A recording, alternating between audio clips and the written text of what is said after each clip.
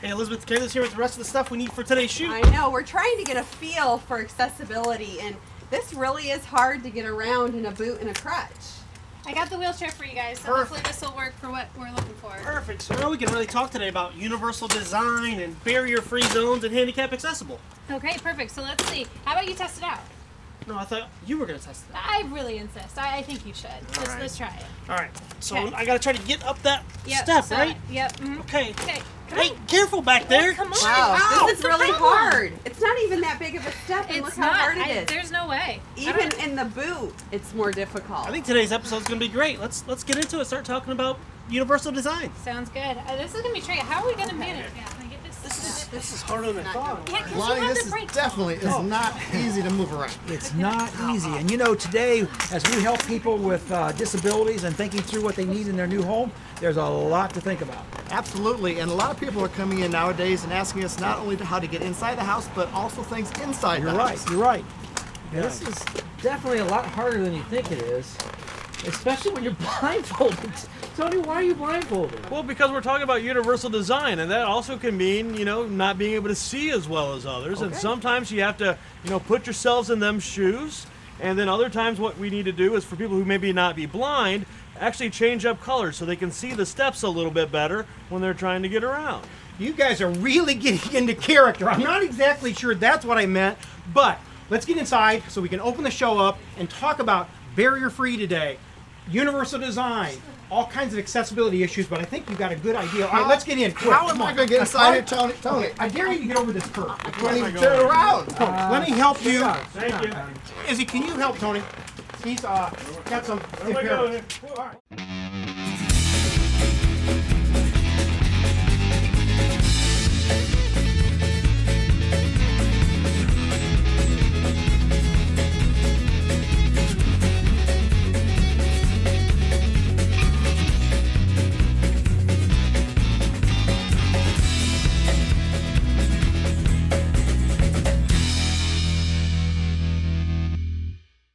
Alright, Jared, can we make it to the elevator? I think we got it. I got to tell you though, Kayla, Hey, look out. this is a lot harder I know. than We I got thought it the was careful going to be. cabinets, and you made it over the threshold. So, all right, back up. Okay, back Jared, up. better watch out. All right, so make some room here. It worked. Wow, my armpits hurt. What about you guys? It's tough. Oh, Yeah. you know what? This has been an amazing experience, and what we're feeling. Lonnie, would you go ahead and open up the show for us? Sure. Hey, welcome to Between the Studs. I'm Lonnie Norris, and this is part of the Granite Ridge Builders team, including Tony Reinke, our president. We're a custom builder in northern Indiana. We also build in southern Michigan and parts of northwest Ohio. Thanks for joining us today as we explore a pretty exciting and very important subject. It really is important, and I think this is going to touch a lot of people today because it is a big talking point. We're kind of hitting on the word universal design, but there's so many other parts and pieces to it, like aging in place, like barrier-free, accessible. Right. So one thing that the audience might find interesting is, did you know that almost 20% of the United States, the people in it, have some form of disability? So it is a very, very important subject. You're right. And one of the terms that we keep hearing is this term visitability. I had a dad that could not visit my house. I had to take him around the back in his minivan and get him out in order to get into our house. So visitability, making the home visible for those friends and family members who have a disability. And one thing, Lonnie, if we do this right, and we do, invisible is another term. Disability, that type of product that we put in can be invisible too. Right, right. Another term that we should really talk about is universal design. Universal design was coined by Ronald Mace, but made more popular by Selwyn Goldsmith in 1963, a book called Designing for Disabilities. Yeah, Dave, when you talk about universal design, in 1997 they did some research at the University of North Carolina State, and they came up with 7 really key principles that go into universal design, and we could talk about some of those today. Something that goes with that is, has anyone heard of DFA? So Design for All. That is a little bit of a broader notion of universal design. It includes equality for everybody and social inclusion and things like that. A couple examples would be automatic doors, electronic toothbrush, the low floor buses. There's a lot of examples that go into all that. Ergonomics is another important term. This means creating an environment that reduces stress, ensures safety, really provides an environment to fulfill your life to its greatest potential. And don't forget auditory disabilities either, so that we can control the sound and the speed of the sound that is actually coming out for volume. One thing for sure is 80% of Americans who are over the age of 45 are actually planning their homes out. And they're figuring this out now so they can truly age in place. So I think you, the audience, can see it's a very complex subject, but it's an extremely important subject. And when you're talking about new construction, we can incorporate all those into a house. So we have a lot of things to show you, a lot of parts and pieces. Everybody pick your favorite, and let's get going. All right, stay tuned. The next one's upstairs, JR. Let's go. Are you upstairs? Upstairs, yeah. Let's do we got an elevator. We got an elevator. Is it? All right. So how do you guys say I'm gonna get into this? You gotta open the door by yourself. I'm not supposed to be able to help you.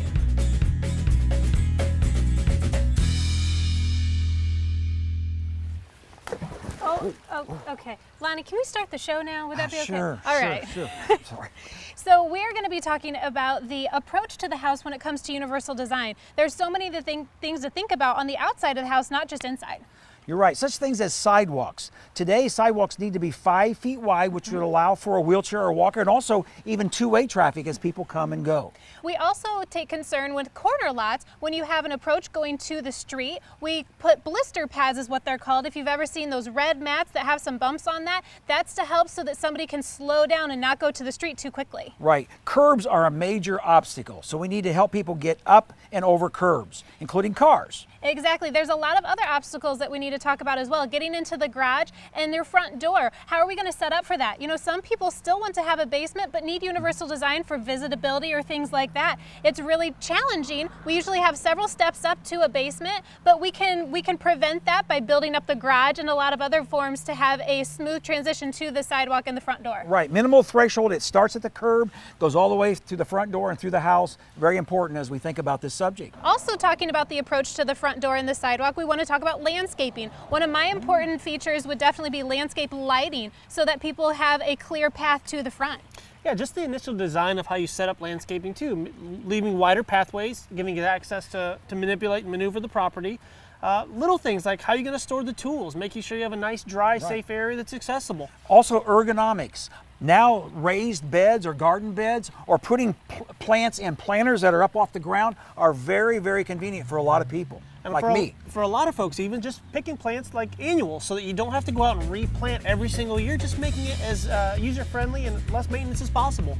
You know, I love all of these great options that we have for the visitability and design on the outside of the house. It's very important. Come and talk to Granite Ridge Builders for your design. What are you doing back there? Right,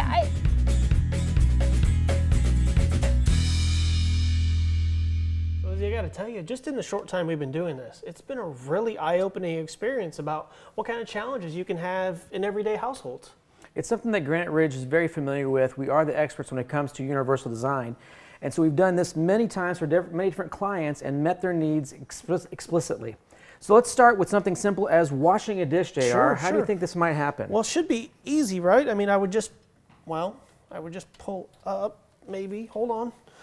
Even just the original layout would be a challenge. It is. Just something as easy as washing a dish when you are having some sort of disability can be a real challenge. So that's why we might, in this area, lower the sink. Perfect. So that you can actually get to it a little easier. Maybe even do it that we have something open underneath that you can wheel underneath it. And of course, having an air switch so that we can activate the garbage disposal without much hassle. In this case, even something really simple like a pull-out sprayer Yes, would allow me to have easier access to this device in the kitchen. Great thinking. All little pieces that we do to make sure it's most catered to each person's needs. Perfect. Where are we going next, Izzy? Let's head over here to the range. Okay. Take a look over here. Okay.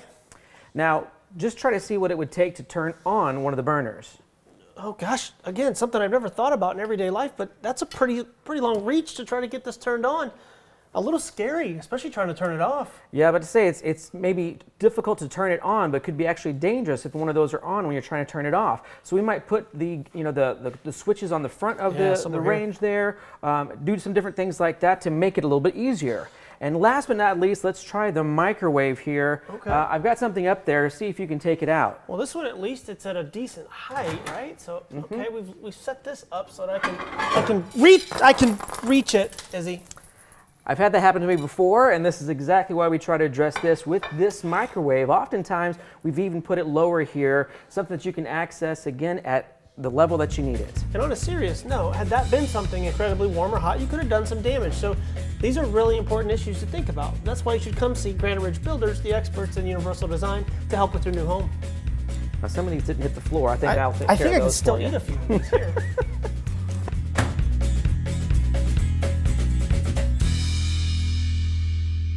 The kitchen is a very important place to think about when it comes to universal design. One thing we're doing a lot of in homes now is the microwave. We're actually putting it down low in the island so it's very easy to access. You don't want something up high that either you can't reach or you risk spilling something hot all over yourself. I think access to appliances is a big deal for a lot of folks. They want to be independent. They want to be able to utilize that space. So even having openings underneath maybe kitchen sinks where they can, if they are in a wheelchair, they can roll up and comfortably access the kitchen sink.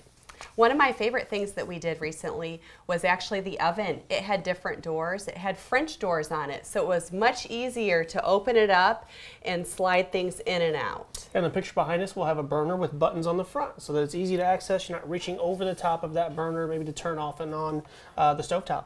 Now, another consideration is your laundry room. You want to be sure that you can get into your washer and dryer easily. So a lot of the front load washer and dryers are a great option without the pedestals, so it's easier to access those. Then you can have a shelf too above those that you can reach. A lot of great ideas you can incorporate today and kind of prep that kitchen and laundry room for tomorrow.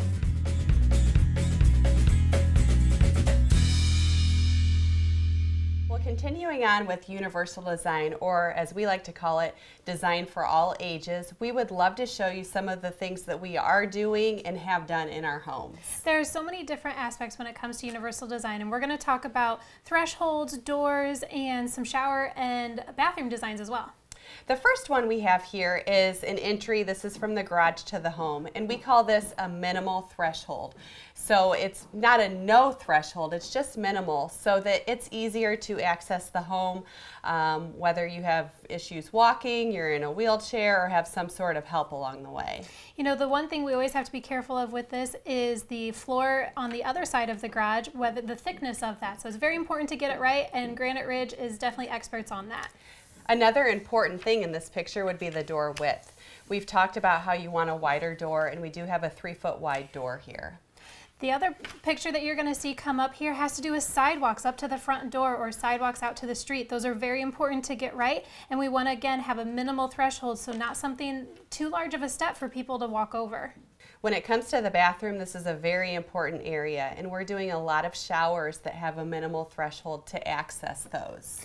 There are a lot of different ways you can design showers. Now, the rule of thumb is that if you want a true ADA accessible shower, you need to have a 5-foot radius within that so that a wheelchair could turn around, but you don't have to. You could still have universal design where you have a minimal step, or you have grab bars in there to assist. There are a lot of different ways that you can do these showers. And when it comes to building, these are important things to think about, because when you do it right now, it's a lot easier than down the road when you have to rip out a shower to make it accessible. You know, so the one thing that we see in the picture with the octagon mosaic, it can still be a gorgeous shower. You can still have style and touch to what used to be very commercialized. And you mentioned grab bars in the showers. We do a lot of those, but we do also brace for grab bars. A lot of people do that. They maybe don't want them yet, but the bracing is set in place. And the great tip there is to take a picture or have a floor plan and mark the measurement of where those are for future so you know where to find those. And the other shower option that we have is a fiberglass shower. If you don't want to do the tile, we do have fiberglass units that have grab bars built in already from the factory and fold down seats, as well as the hand showers on a slide bar is very important for an ADA or universal design shower. Keep in mind, of course, your toilet or your stool. You want to have a taller toilet, which is about how many inches tall? About 17 inches tall. All of these are great designs to add to your next house, whether you want to plan now or for the future.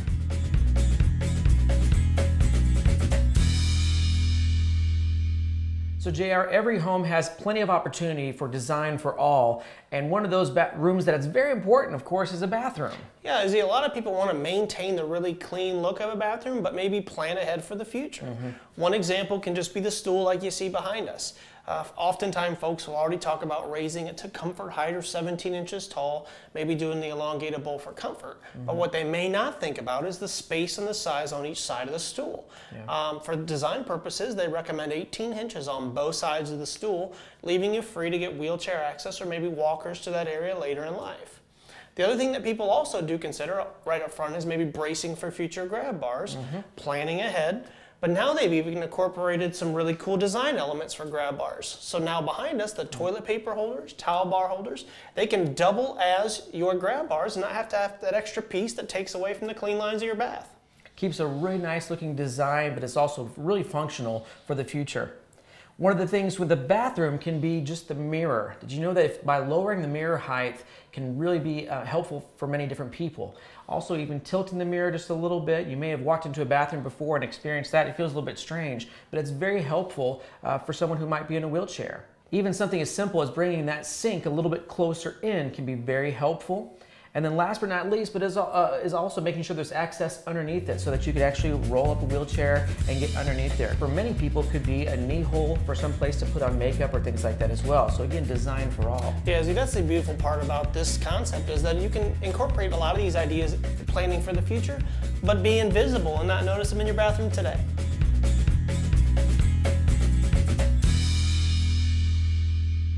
You know, Kayla, when we talk about universal design and barrier-free living, we have to talk about floor coverings, right? It's a huge topic that designers get into all the time. There's a lot of things that work well and a lot of things that don't work well. And this doesn't have to do with just the wheelchair design. There's so many different floor coverings that are very important for all settings.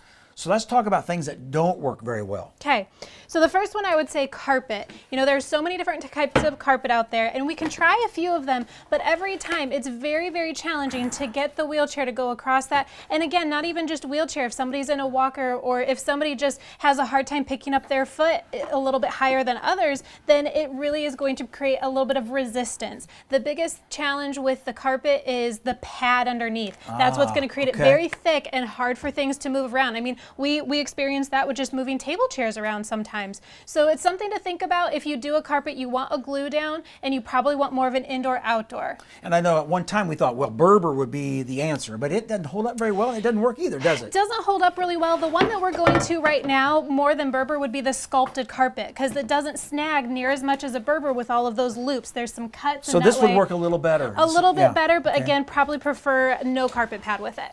Okay, okay. So the other one that we can start off with that's very affordable is this one works, right? It does work. Okay. It's a sheet vinyl. So something like that is a really good choice. And again, the very important with the sheet vinyl is an all over glue down. Sometimes people will just glue around the outside perimeter of a room, and that's going to create for bubbling and puckers as you're going across the rest of the room. So you really want it to be an all over glue down, which is what we do at Granite Ridge. And is it going to be skid proof or slip proof? Yep, so the non-slip or the slip resistant flooring is very important, and a lot of the sheet vinyls are made that way with the coating they have on top. And it holds up well. And it's pretty inexpensive. It is very inexpensive, and so it's a good starter base. And I love that profile. It actually looks like real wood. You know, sheet vinyls come a long way. But if somebody wants a little bit more of an upgraded look and more of a design feature, we really love the resilient planks, the laminate flooring. It's something that is very it's very user friendly for all designs. And again, is this a kind of a vinyl composite product? It's a vinyl composite product. It's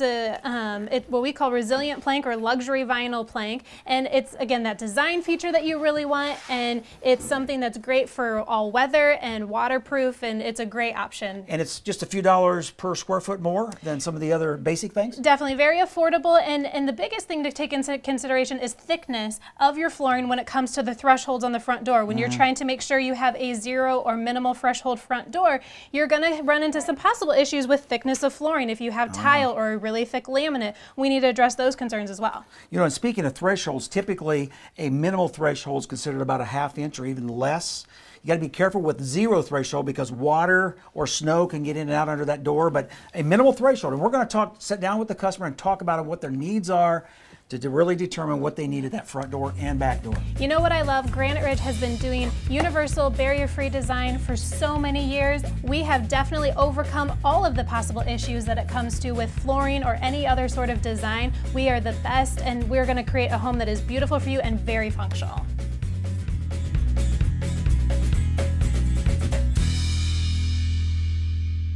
Okay, so husbands must have a note from their wives before selecting colors. That's a new sign. Did you put that up after I decorated? Of course, especially just for you. I only take this much offense to that. So Caleb, we talked today about universal design. One of the major key components is colors in the house and how we incorporate them. You know, it's not just about how to get around the house, it's how you're living in the space and what you need to see in that space as well. Yeah, one of the biggest tricks you told me for universal design is making sure you have a lot of color contrasts. Exactly. So a great example that we have of that is going to be the colors I have here, where you have a light and a dark. There's a lot of different areas where you can do that. It's going to be a lot easier to see where you're going if you have a dark cabinet with a light countertop, or vice versa. You're going to be able to see those spaces a little bit easier. If you're trying to get into the master bedroom and you have a lighter wall and a darker headboard, you're going to be able to see that headboard a little bit easier. So a lot of contrast is definitely going to help, and it's going to help in some areas that are trip hazards as well. Kayla, one of those really important places when you're talking about trip hazards is stairways. So making sure we incorporate some color contrast so that folks can really have a visual impact in that area. You know, besides just contrast, you want to have colors that are going to be pleasing and soft to the eye. It's something that is going to be a little bit more universal, like we keep saying, for everybody to enjoy. Something to think about, maybe the lighter wall colors with some painted trim and having the color in your pillow so it's not too overwhelming. Or another thing to consider is stain trim in a universal design is going to help with scuffs. If there are people with the wheelchairs and walkers and even crutches that could bang against the trim and walls, it's something to definitely consider that designers here at Granite Ridge are all about helping you with what's going to be best for your space. All right, so let me try to redeem myself here and pick out some colors that are good contrasting. I don't know if it's going to be pretty hard, so I think we need to start.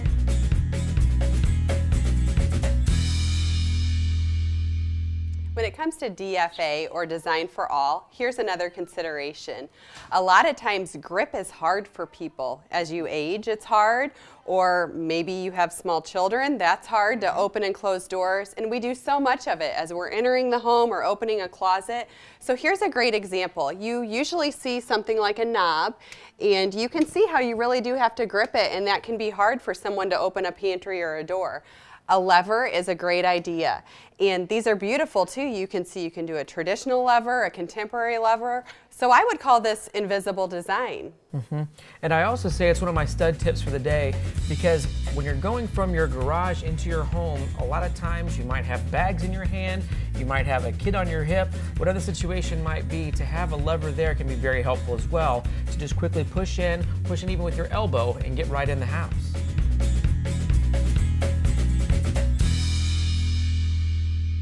You know, Izzy, as we talk about universal design, there's a lot of things you can incorporate into new houses today that don't have to cost any money at all. And a lot of folks are putting them in places that we don't often think about, kind of like the space we're in now, hallways.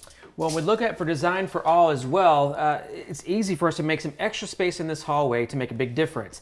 3 foot is what a lot of people put in for their hallways, and you can see that might be a little bit tight on your elbow, but if we bring it all the way out to 4 foot like we do with this hallway, it makes a great difference with your accessibility. Yeah, there's some other things not just in hallways that we can make a little wider, but we can also make some doorways wider as well.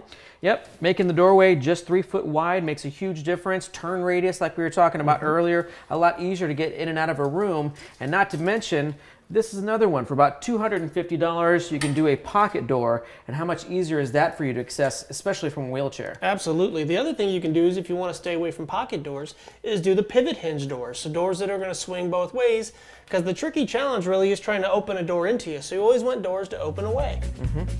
Here at Granite Ridge Builders, we've taken into account a lot of these different measurements and things to consider, and even coming up with a book that has some specific measurements you might want to think about. Yeah, so if you'd like a copy of that, you can stop in, email us, call us. We're happy to help you out. We've thought through a lot of this, so you don't have to.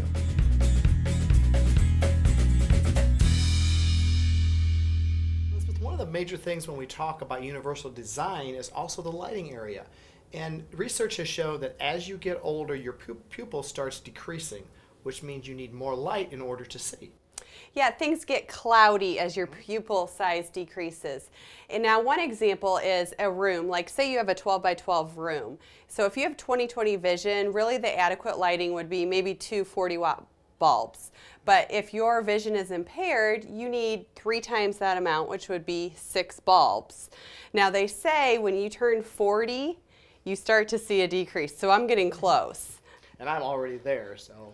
Another thing to keep in mind is In the future, we're probably going to see this more prevalent at younger ages. We're on our screens so much at our computer, our iPhone, and that's going to affect our eyesight. So Elizabeth, the quality of life will be affected greatly by the lighting, and doing it right up front in the design process, we can approach those things. Lighting also pertains to your safety. For example, your hallways, you want those to be well lit.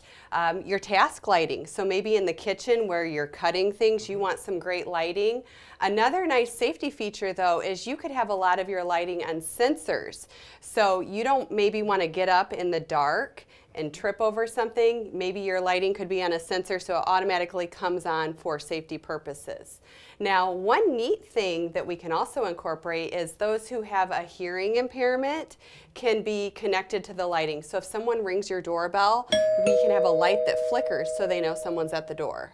And talking about the outside, we can also put a lot of spotlights on the outside, some extra can lights also near the entrance to light up that entrance and the exit so people don't fall on their way in and out of their house. Now also with lighting, we want to talk about the switches. So a lot of times people have issues with their hands. We get carpal tunnel, we get arthritis, all sorts of things. This is another way that makes it easier to turn your lights on or off or dim them, because sometimes you don't need all of that heavy direct light. You could dim it with these nice switches here.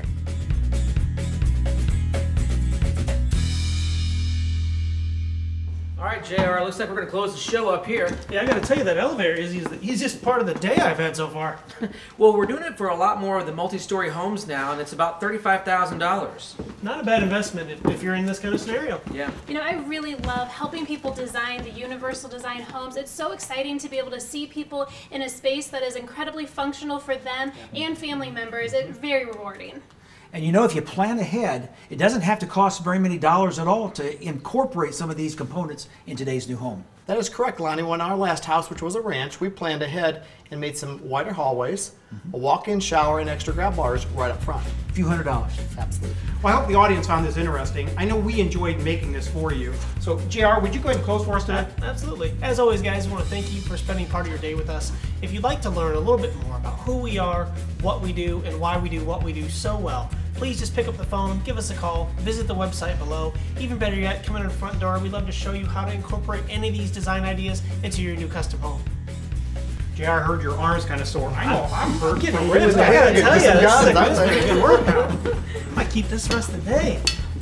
For people living with disabilities and trying to accommodate them in today's home, there's a lot to think about. Whoa! Kayla, I hope that Design for All toothbrush is not one we have to share. That's what the sheet said. I don't know. Well, I hope the audience found this interesting. I know we had a lot of fun doing it. So we just enjoyed it, and okay, I'll just start with mine then, right? Gee, well, okay. The weekend. That feels like. Yeah, I think stairway is one important place where you really need to have some contrast so it's visually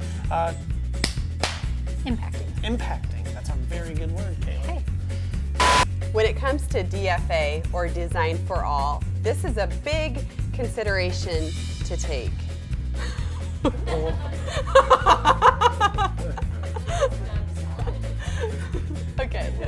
Okay, I'm good. You know, JR, every home is full of opportunities for daily. I think keep thinking I didn't know daily you were gonna say fantasy. daily. I think daily fantasy league. Don't is what say I keep that about thinking. bathrooms. I don't want to. DFA.